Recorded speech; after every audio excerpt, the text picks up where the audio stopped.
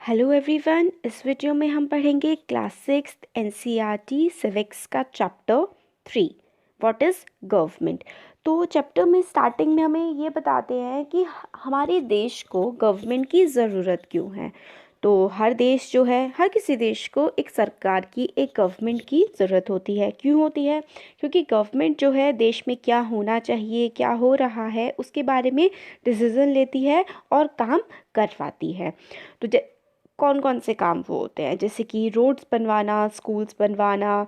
अगर अनियन के मतलब अगर प्याज के जो है रेट्स बहुत ज़्यादा बढ़ रहे हैं, बहुत महंगी हो रही हैं, तो उसकी सप्लाई को मेंटेन करना, उनके प्राइस को कम करना, इलेक्ट्रिसिटी को सप्लाई करना।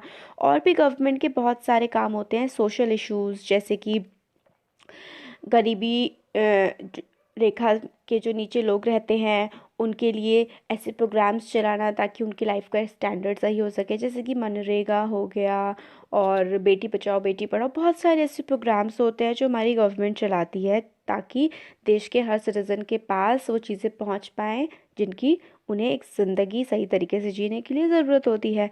सर्विसेज जैसे कि रेलवे, पोस्टल सर्विसेज, ये सारे के सारे काम जो हैं ये गवर्नमेंट करती है।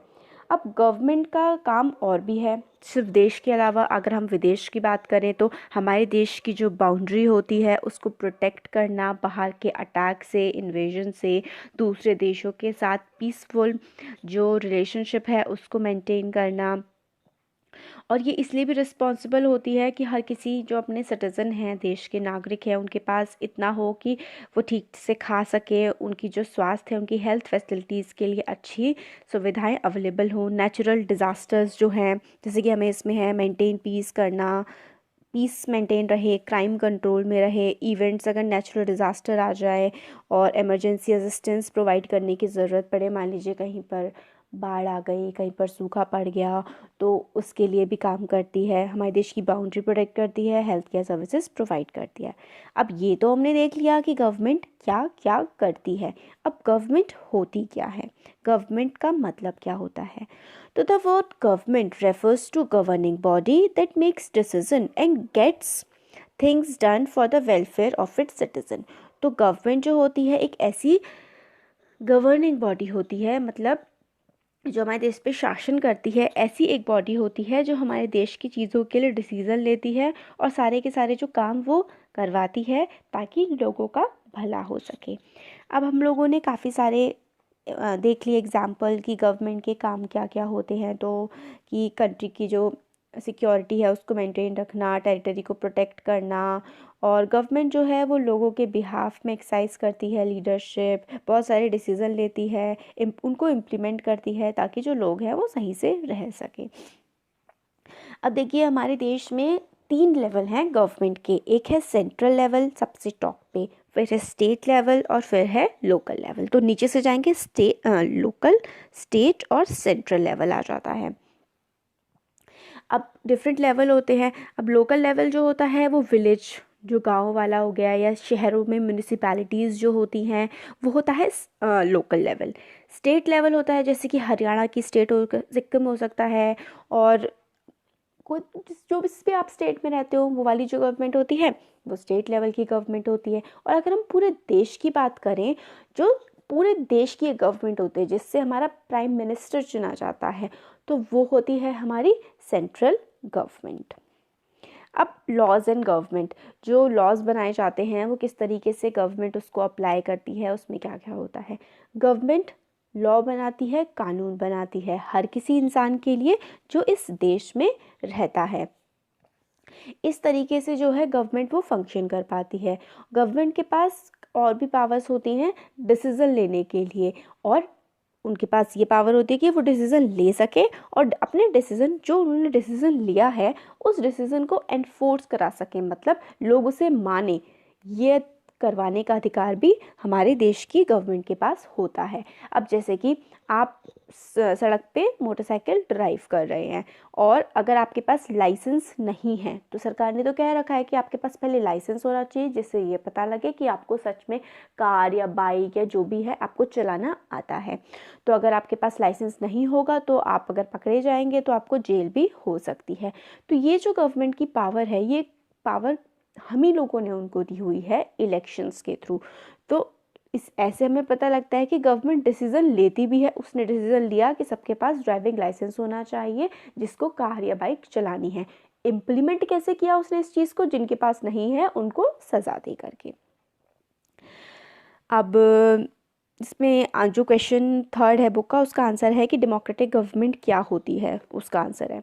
तो देखिए कई टाइप की गवर्नमेंट्स हमारी दुनिया में, हमारे पूरे वर्ल्ड में हमें देखने को मिलती हैं। तो उनमें से एक फॉर्म है डेमोक्रेसी। एक मोनार्की होता है, एक डिक्टेटरशिप होता है। हमारे देश में जो फॉर्म ऑफ गवर्नमेंट है वो है डेमोक्रेसी, मतलब लोकतंत्र। डेमोक्रेसी में क्या होता है? मेन फीचर जो है डेमोक्रेसी का वो ये होता है कि लोगों के पास ताकत होती है कि अपने लीडर्स को वो चुन सके। In democracy the government has to explain its action and defend its decision to the people. मतलब डेमोक्रेसी में गवर्नमेंट जो भी एक्शन करती है, जो भी वो काम करती है, वो एक्सप्लेन करना पड़ता है उसे लोगों को। क्यों करना पड़ता है भाई? क्योंकि हम ही लोगों ने तो उन लोगों को चुन रखा है ना। हम लोगों ने वोट दिए हैं, फिर हम लोगों ने जिसको मेजॉरिटी में सबसे ज़्यादा वोट मिले हैं वो हमारा नेता बना है, एमपी बना है, एमएलए बना है। तो इसलिए हमें हक होता है उनसे क्वेश्चन करने का। तो ये होती है डेमोक्रेसी। डेमोक्रेसी क्या है? Rule by people. इसको सबसे अच्छी डेफिनेशन मानी जाती है, रूल बाय पीपल। मतलब हम लोगों ने चुना है इसलिए हम लोगों के द्वारा उसे भेजा गया है, तो हमारा रूल है। एक फॉर्म ऑफ गवर्नमेंट होती है मोनार्की। उसमें क्या होता है कि जो राजा कहेगा या रानी कहेगी वही होगा। इसमें जो फाइनल डिसीजन मेकिंग पावर है वो मोनार्क के पास रहती है। मगर जो डेमोक्रेसी में एक इंसान अपनी मर्जी से कुछ नहीं कर सकता। ग्रुप ऑफ मिनिस्टर्स, बहुत सारे लोगों के सलाह मशवरे और सबके सहमति के बाद ही डिसीजन लिए जाते हैं। अब डेमोक्रेटिक गवर्नमेंट्स भी जो हैं वो भी अलग अलग तरीके की होती है। इंडिया एक डेमोक्रेसी है और ये अचीवमेंट हमें मिली है एक बहुत ही लंबे स्ट्रगल के बाद। हमने आज़ादी का जो आंदोलन किया था उसके बाद हमें ये मिल पाया है। तो दुनिया की दूसरी जगहों पे भी जो डेमोक्रेसी आई है लोगों ने काफ़ी स्ट्रगल के बाद ली है।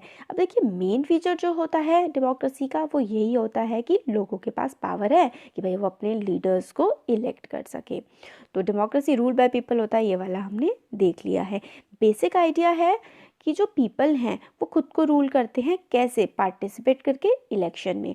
तो अब हम लोगों ने इलेक्शंस में वोट डाल दिए, हमने वोट डाल दिया, हमने एक रिप्रेजेंटेटिव चुन लिया। फिर वो जो रिप्रेजेंटेटिव है वो हमारे लिए लॉज बनाता है हमारे देश के।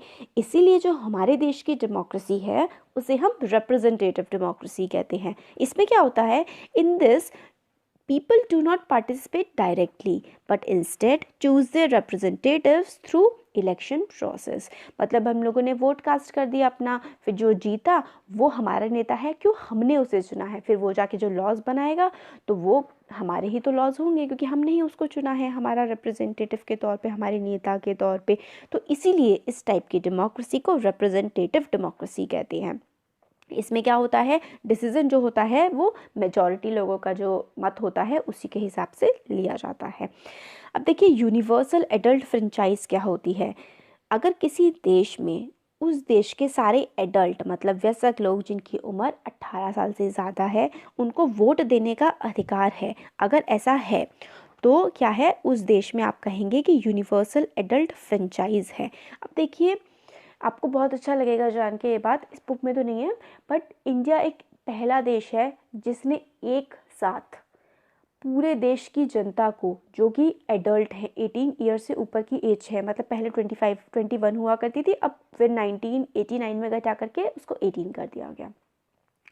तो सारे एडल्ट लोगों को वोट देने का अधिकार, चाहे वो विमेन हो, मेन हो, कोई पुअर हो या कोई भी हो, सबको एक साथ वोट देने का अधिकार और एक वोट और एक बिल्कुल उसकी वो हो वेट हो।